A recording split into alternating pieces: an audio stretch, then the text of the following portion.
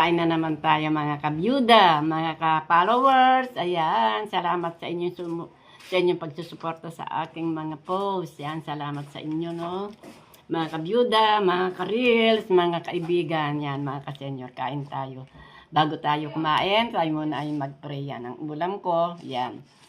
Maraming salamat, Panginoong Hesus, sa pagkain ngayon nakahapag sa aking lamesa na aking kakainin ngayon ng tanghalian. Basbasan mo po ito pong magbigay ng kalakasan sa aking lupang katawan.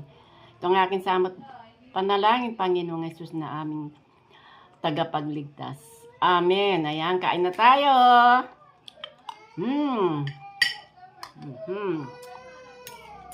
Ayan. Ito ay bigay ng anak ko dyan sa kabilang bahay. Ayan, 4 na anak ko yung katabi ko dito. Ayan, ako ay nag-iisa na lamang sa aking bahay kasi may mga asawa na lahat yung mga anak ko. Ayan, yung kasing tatay nila nasa heaven na. 6 years ago na. Ayan, kain na tayo. Kahit di nyo na itatanong, ako ay isang byuda. Yan, ito Batambak ang galunggong sinigang sa kamatis.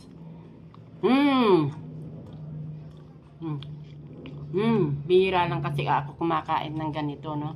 May sabaw na karamihan minsan paksiw, minsan prito, yan. Kain tayo. Sarap.